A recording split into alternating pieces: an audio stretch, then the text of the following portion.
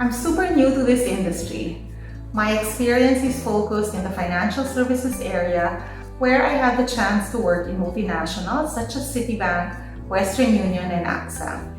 In the different roles that I have played, I've always been curious in creating and building new things. Whether it's a new product that we need to launch in the market, or a new channel that needed to be set up, or even forging new partnerships that will bring about growth. Learning about Third Pillar came through a chance encounter at my previous company. I had known Jenny way back during college. We went to the same school and played the same sport, being teammates for a number of years. I was asked to look into Third Pillar and assess how they can support one of our priority company projects. And so I did just that. I researched who Third Pillar was and saw that Jenny was leading this organization.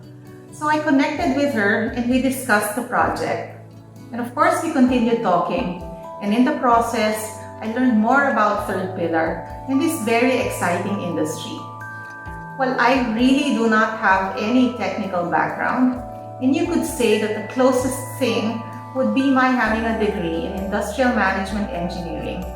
The experiences I had gained over the last 2 decades have kept me naturally attuned and inclined towards an environment that is constantly growing and changing due to the advancements in technology and organizational transformation. And this is really what has drawn me and what excites me about this industry.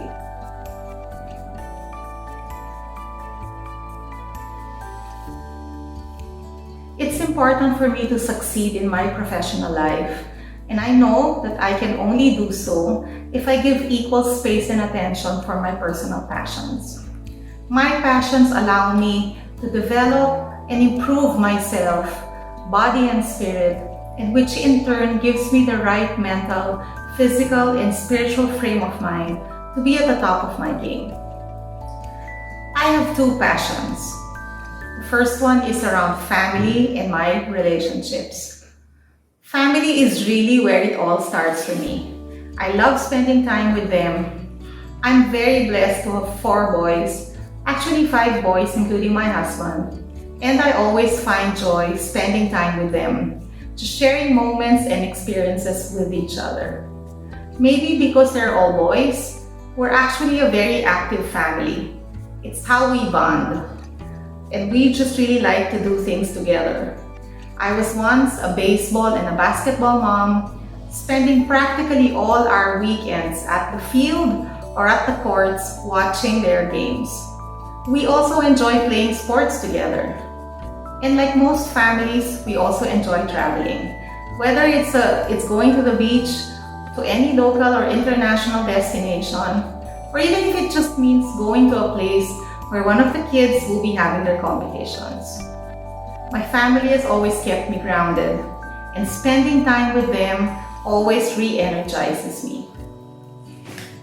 My second passion is really all about discovering new things and coming up with new ideas and just really bringing this to life. When something interests me or a new idea pops in my head, I just can't stop thinking about it and I get completely obsessed over it.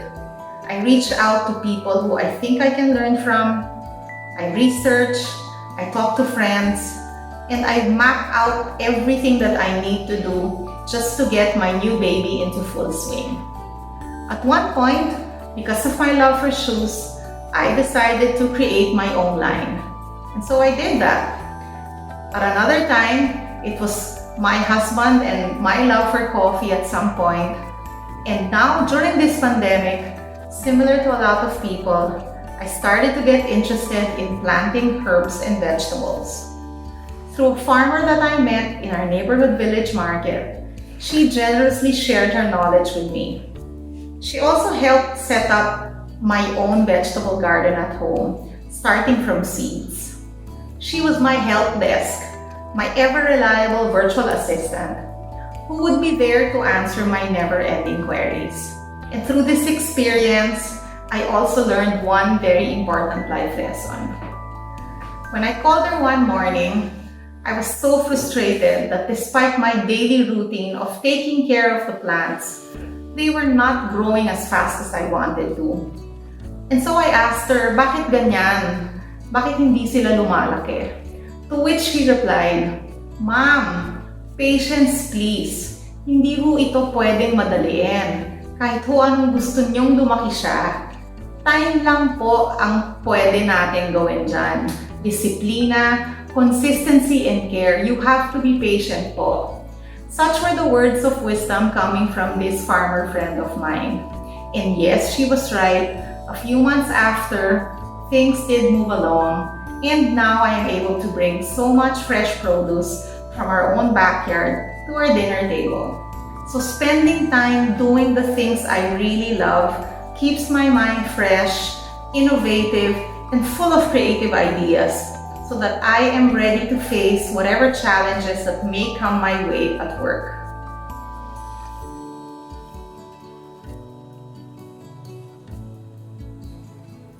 My advice to women working in this industry would be to always have the courage to speak up. Forget about what you think people will want to hear and really speak from your heart, and don't be afraid to share your thoughts and expose yourself. Remember to keep your authenticity too.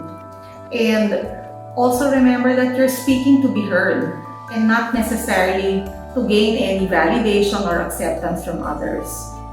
Not all conversations will be very easy, and so you also must learn how to talk when something is difficult, as it's important that you're also courageous when you go through such tough conversations.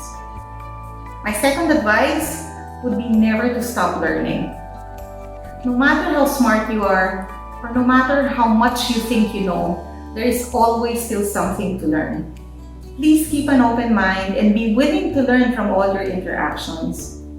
We all have our individual learning styles. For some, it's through reading. Others, they prefer taking a course or simply talking to other people. And so you're naturally drawn towards that.